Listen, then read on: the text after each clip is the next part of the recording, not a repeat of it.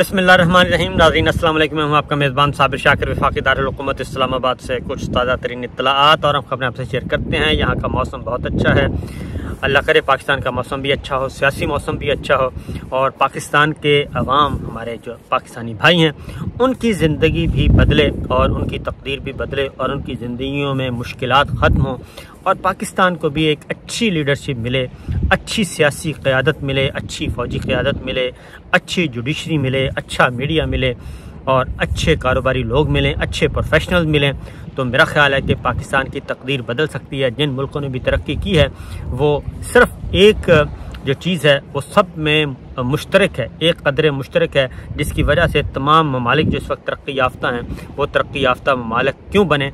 Simple कि तमाम इंसान जो हैं वहाँ पे, तमाम शहरी वो बराबर हैं, उनकी कदर है, उनकी इज़्ज़त की जाती है, उनके शहरी हकूक़, उनके इंसानी हकूक़, उनके जो फलाही रियासत का सही तसव्वुर है वो इस वक्त दुनिया भर की रियासतों में मौजूद है सिवाय पाकिस्तान में। पाकिस्तान में फलाही रियासत का तसव्वुर ही गायब कर दिया गया और पाकिस्तान में सिर्फ़ और सिर्फ अशराफिया, ताकतवर अशराफिया जो है वो तो बहुत ज़्यादा अमीर करीब और उनके बच्चे अमीर कबीर हो गए और उनकी नस्लें संवर गईं, लेकिन पाकिस्तान में आम आदमी की ज़िंदगी, प्रोफेशनल्स की ज़िंदगी, मेहनत कश तबका जो है, तालीम याफ्ता तबका, वो उसको उसका हक़ नहीं मिला और निज़ाम इंसाफ हम वो नहीं दे सके, रूल ऑफ लॉ नहीं रह सके, कानून की हुक्मरानी का तसव्वुर नहीं दे सके।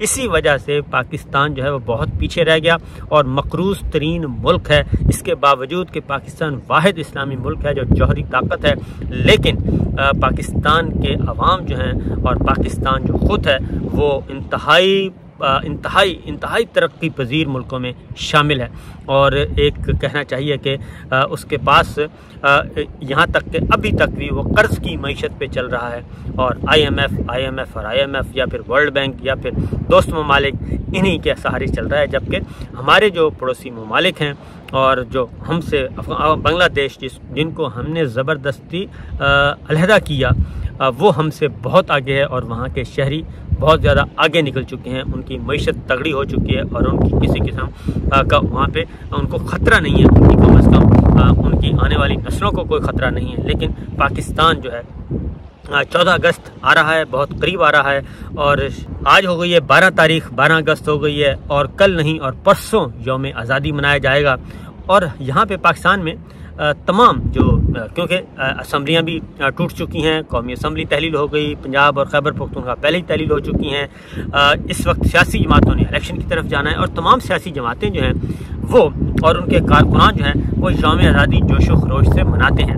इस दफ़ा यौम आज़ादी के मौके पर कुछ और ही हो रहा है। पहले ज़रा छोटी छोटी खबरें जो कि इंतहाई शर्मनाक खबरें हैं वो मैं आपको सुनाता हूँ। इस वक्त सोच क्या है, सोच से आप अंदाज़ा करें कि पाकिस्तान तहरीक इंसाफ और इमरान खान साहब इस वक्त हुकूमत के लिए, हुकूमती इदारों के लिए, रियासत के लिए, रियासती इदारों के लिए बिल्कुल उनको अछूत बना दिया गया है। और यौम आज़ादी है और यौम आज़ादी पे आपको पता है स्टाल लगते हैं और स्टाल लगते हैं, झंडे, झंडियाँ, कौमी परचम और झंडियाँ सेल होती हैं और इसी तरीके से इसी से रिलेटेड जो चीज़ें लोग खुश होते हैं, कारकुन खुश होते हैं, पॉलिटिकल पार्टीज इसमें पार्टिसिपेट करती हैं। तो सूरत हाल ये है कि इस दफ़ा पाकिस्तान तहरीक इंसाफ के झंडे जो हैं वो बहुत ज़्यादा तादाद में फ़रोख्त होना शुरू हो गए और चूँकि इमरान खान साहब जब जेल गए हैं, जेल जाने से पहले ही वो अनाउंस कर चुके थे कि इस दफ़ा का यौम आज़ादी पाकिस्तान तहरीक इंसाफ भरपूर तरीके से मनाएगा और पाकिस्तान तहरीक इंसाफ और उन्होंने पूरे मुल्क भर में पॉइंट्स तकरीबन सैकड़ों पॉइंट्स जो थे वो हर तहसील, हर ज़िला, हर टाउन में हर एक पॉइंट फिक्स कर दिया था कि उस पॉइंट पे पाकिस्तान तहरीक इंसाफ के लोग निकलेंगे और एक हाथ में कौमी परचम होगा और दूसरे हाथ में पाकिस्तान तहरीक इंसाफ का परचम होगा और वह यौम आज़ादी मनाएंगे और हकीकी आज़ादी का मुतालबा भी करेंगे और पुरअमन तौर पर करेंगे। ये तहरीक जो है ये अनाउंस की और इमरान खान साहब हो गए उसके बाद गिरफ्तार और जिस तरीके से किया वो तो रिपीट करने की ज़रूरत नहीं है। तो जब उन्होंने कर दिया, अब पार्टी कोर कमेटी ने भी ये अनाउंस कर दिया, शाह महमूद कुरैशी साहब ने भी कर दिया, लेकिन अब हुआ यह है कि पहले इमरान खान साहब से डरते थे, फिर इमरान खान साहब की शक्ल से डरना शुरू कर दिया, फिर इमरान खान साहब के नाम से डरना शुरू कर दिया, सब पे पाबंदी लगा दी, सेंसरशिप आयद होगी बदतरीन किस्म की। और इमरान खान साहब का नाम नहीं ले सकते आप, इमरान खान का लफ्ज़ नहीं इस्तेमाल करते। पार्टी चेयरमैन कह सकते हैं, कासिम के अब्बू कह सकते हैं, बुशरा बीबी के शौहर कह सकते हैं, लेकिन आपने इमरान खान नहीं कहना। ये अजीब व गरीब किस्म के नफसियाती, मुझे तो लगता है ये सारे के सारे लोग जो हैं नफसियाती मरीज़ हैं। और ये 15 जमाती हुक्मरान इत्तेहाद इतना खौफज़दा मैंने पहले कभी नहीं देखा था। कोई किसी भी सियासी जमात को, किसी भी सियासी लीडर को इतना खौफज़दा नहीं देखा जितना इमरान खान साहब से ये अब खौफज़दा हैं। हालांकि वो जेल में पड़ा है, सज़ा सुना दी है, डिस्क्वालीफाई कर दिया, 5 साल के लिए डिस्क्वालीफाई कर दिया। और लेकिन मसला ये है कि वो जेल में पड़ा भी और उसने कंप्रोमाइज़ नहीं किया। उसने बैरून मुल्क जाने से इनकार कर दिया। उसने कहा मैं समझौता नहीं करूँगा, मैं बैरून मुल्क नहीं जाऊँगा, मैं अपने मुकदमात का सामना करूँगा। और पहले वो समझाता रहा कि ये काम ना करें, और पूरी दुनिया जानती है कि ये सारे का सारा पॉलिटिकल विक्टिमाइजेशन है। बहरहाल अब हुआ ये है कि पाकिस्तान तहरीक इंसाफ के झंडों की खरीदो फरोख्त पर पाबंदी लगा दी है। यानी तमाम वफाकी दारुल-हुकूमत से तमाम डिप्टी कमिश्नर्स को हुक्म दिया गया है कि पाकिस्तान तहरीक इंसाफ के झंडे जो हैं वो वहाँ से उठा दिए जाएँ और कोशिश की जाए, हर कोशिश नहीं की जाए बल्कि इसको इम्प्लीमेंट करवाया जाए कि हर सूरत में पाकिस्तान तहरीक इंसाफ का कोई झंडा ना हो, और सिर्फ़ पाकिस्तान के जो झंडे हैं वो सिर्फ़ बराए फ़रोख्त होने चाहिए और कोई झंडा जो वो नहीं ख़रीदना चाहिए। ये कर दिया। और उसके साथ साथ ये तो चलें हो गया, और इसके बाद होगा क्या पाकिस्तान तहरीक इंसाफ इस तरीके से इस वक्त जिस सरकारी आदाद-ओ-शुमार बता रहा हूँ, इंटेलिजेंस इदारों की रिपोर्ट है कि 12-13 करोड़ वोटर है इस वक्त पाकिस्तान का, उसका 70% वोटर जो है 70% वो पाकिस्तान तहरीक इंसाफ और इमरान खान से जुड़ा हुआ है। और ये सियासी जमातें होती हैं जो कि अलामत होती हैं वफाक की, जो कि किसी भी मुल्क को मुत्तहिद रखती हैं। और इसी वजह से पाकिस्तान पीपल्स पार्टी मोहतरमा बेनज़ीर भुट्टो को क्यों कहा जाता था कि पाकिस्तान की जंजीर, बेनज़ीर इसलिए किया जाता था कि पीपल्स पार्टी का जो वोटर था वो खैबर पख्तूनख्वा से लेके कराची तक, खैबर से लेके कराची तक था, और गवादर से लेके गिलगित तक था। हर जगह PTI का पीपल्स पार्टी का वोट था। अब वही स्टेटस आ चुका है पाकिस्तान तहरीक इंसाफ का। ये बाकी सारी जमातें तो हो गई हैं, सफाई हो गई है उनकी, कश्मीर से भी, गिलगित बल्तिस्तान से भी, और पंजाब से, खैबर पख्तूनख्वा से, इनकी तो हो गई सफाई। अब एक वफाकी जमात है पाकिस्तान तहरीक इंसाफ, उसको भी ये क्रश करने का प्रोग्राम बना रहे हैं। और इस तरीके से क्या ये क्रश हो जाएगी? असल है मामला ये, अब पहले नाम पे पाबंदी लगाई गई, फिर तस्वीर पे पाबंदी लगाई, फिर खबरों पे पाबंदी लगाई, फिर कवरेज पे पाबंदी लगा दी, अब जी झंडे पे भी पाबंदी लगा दी है। और सिर्फ डंडा जो है वो पाकिस्तान तहरीक इंसाफ के लिए रह गया और कुछ नहीं है। पाकिस्तान तहरीक इंसाफ पाकिस्तान की जमात है, और वो एक रजिस्टर्ड जमात है, वो एक जायज़ जमात है, वो इलेक्शन ले सकती है, वो एलिजिबल है, इलेक्शन में हिस्सा ले सकती है, उसके कारकुनान हिस्सा ले सकते हैं। लेकिन इसके बावजूद जनाब सूरत हाल मैंने आपको बता दी है। बहरहाल एक तो ये हो गया, और दूसरा अभी भी ये सारा कुछ करने के बावजूद भी इलेक्शन करवाने का इनका कोई प्रोग्राम नहीं है। इलेक्शन करवाने का इनका दूर दूर तक कोई प्रोग्राम नहीं नज़र आ रहा कि इलेक्शन हो जाए किसी भी तरीके से। नहीं, इलेक्शन से फिर भी खौफज़दा हैं। और मरदम इलेक्शन कमीशन ऑफ पाकिस्तान की मीटिंग हुई है, और उसमें नई मरदमशुमारी के मुताबिक इलेक्शन करवाने के लिए कानूनी उमूर का जायज़ा लिया गया है, और इसके लिए मीटिंग्स जो हैं वो मुसलसल जारी रहेंगी, और जायज़ा लिया जाएगा, और फिर नई हल्का बंदियों की तरफ जाया जाएगा। ये सिर्फ ढकोसले हैं, ये काम किया जा रहा है। ये असल में इलेक्शन से फरार के रास्ते हैं, उस तरफ जाने की कोशिश की जा रही है। बहरहाल निगरान वज़ीर आज़म के लिए जनाब सदर ममलिकत ने शहबाज शरीफ साहब को ख़त लिख दिया है, और उन्हें कहा है कि आप 12 तारीख तक, शहबाज शरीफ साहब को भी लिखा है, और जनाब लीडर ऑफ अपोजिशन राजा रियाज साहब को भी लिखा है, और उन दोनों को ये कहा है कि 12 तारीख तक आप प्राइम मिनिस्टर का नाम दें निगरान वज़ीर आज़म का, ताकि ये प्रोसेस कंप्लीट किया जा सके। और दूसरी जानिब खैबर पख्तूनख्वा से, अच्छा ये एक तो प्रोसेस किया जा सके, दूसरा एक और भी काम चल रहा है। निगरान वज़ीर आज़म के लिए शहबाज शरीफ और राजा रियाज साहब की मुलाकात होती है, तो राजा रियाज साहब पूछते हैं शहबाज शरीफ साहब से, जी आपके पास कौन सा नाम आया है? तो राजा रियाज साहब शहबाज शरीफ साहब से पूछें, शहबाज शरीफ साहब राजा साहब पूछ रहे थे कि कौन सा नाम है वज़ीर आज़म के लिए आपके पास आया, तो बता दें।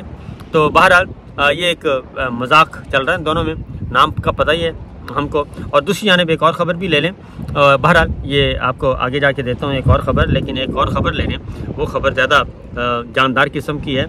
होना क्या है ये तो नहीं पता, लेकिन साबिक़ आर्मी चीफ जनरल राहिल शरीफ साहब के एजाज़ में गवर्नमेंट कॉलेज यूनिवर्सिटी लाहौर में एक तकरीब हुई है जी, और तकरीब में जनरल राहिल शरीफ साहब को लाइफ टाइम अचीवमेंट अवार्ड से नवाजा गया है। और वहाँ पे जनरल राहिल शरीफ साहब ने तकरीर भी की है और उन्होंने ये कहा है कि मेरे दोनों भाइयों ने भी गवर्नमेंट कॉलेज से तालीम हासिल की, और लेकिन जो बात उन्होंने की, उन्होंने कहा ज़िंदगी में कामयाबी के लिए जज्बा और लगन बहुत ज़रूरी है। जनरल साहब ने कहा, और चैलेंजेस से नबर्द आज़मा होना सीखना है तो नबी करीम सल्लल्लाहु अलैहि वसल्लम की ज़िंदगी का मुतालिया करें। ज़िंदगी में 3 चीज़ें बहुत अहम हैं, किरदार, हिम्मत और काबिलियत। तो इस तरीके से जनरल राहिल शरीफ आजकल पाकिस्तान में आए हुए हैं और ये ख़बरें सरगर्म हैं कि जनाब राहिल शरीफ साहब जो हैं वो निगरान वज़ीर आज़म भी हो सकते हैं, और अगर निगरान वज़ीर आज़म ना हुए तो उनको कोई और अहम तरीन जिम्मेदारी भी दी जा सकती है। लेकिन अभी तक देखते हैं कि क्या होता है, क्योंकि सादिक संजानी साहब इस वक्त मसरूफ़ अमल हैं और उनके ज़रिए भी सारे काम किए जा रहे हैं। और बाप से मुलाकातें, बाप के पास जो गए हैं तमाम के तमाम, इस वक्त नून लीग बाप की खिदमत कर रही है और वो कोशिश कर रही है बाप को मनाया जाए, और ये सारे काम हो रहे हैं। लेकिन बाप को कैसे मनाया जाए ये आपको मालूम है कि ये बहुत सा जो पुलों के नीचे से पानी गुजर चुका है। नवाज शरीफ साहब का जो वापसी है वो फारिग हो चुकी है, उनकी वापसी बहुत मुश्किल है।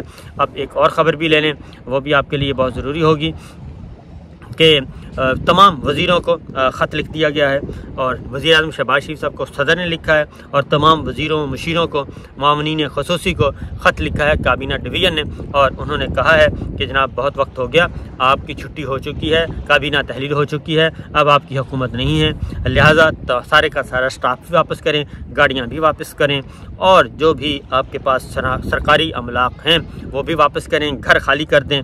तो अभी तक जो वज़ीर हैं कोई भी उनमें से किसी ने इरादा नहीं है उनका कि घर खाली किया जाए या गाड़ियां वापस की जाएं, क्योंकि ऐसे मज़े कहां से हो सकते हैं, कैसे लूटे जा सकते हैं। बहरहाल सूरत हाल बड़ी क्लियर है जी कि इमरान खान साहब कंक्लूड करते हैं कि जितना भी कोशिश कर ली जाए, जो भी करना है कर लिया जाए, और जितने भी हथकंडे इस्तेमाल करने हैं कर लिए जाएँ, इससे कोई फ़र्क नहीं पड़ेगा।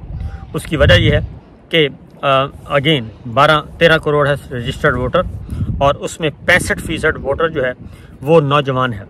और ये बिलावल भुट्टो कह रहे हैं, और नहीं कोई कह रहा, बिलावल भुट्टो ने कहा है अपने वालिद साहब से और जनाब नवाज शरीफ साहब अपने अंकल से कि आप लोगों ने हमारी सियासत जो है उसका बेड़ा गर्क कर दिया है, और नौजवान जो है वो अब हमारे पे एतबार करने के लिए तैयार नहीं है। वो सारे का सारा नौजवान कहाँ चला गया है, वो इमरान खान के साथ जुड़ गया है।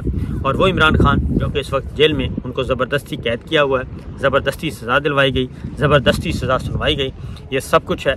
और वो आला अदालतों के दरवाजे खटखटा रहा है, और मुख्तलिफ़ मुकदमात में उनकी ज़मानतें खारिज की जा रही हैं, और एक लंबा खेल जो है वो स्टार्ट हो चुका है। और इसका अंजाम क्या होगा, इसका अंजाम ना माजी में कभी अच्छा हुआ और ना ही आज अच्छा होगा और ना ही आइंदा अच्छा होगा। उसकी वजह है कि पाकिस्तान की सियासत पहले ही तलखियों से भरपूर है। तो हमारी मिलिट्री इस्टेब्लिशमेंट को सोचना चाहिए कि वो सारी जिम्मेदारी अल्टीमेटली उसी पे आनी है।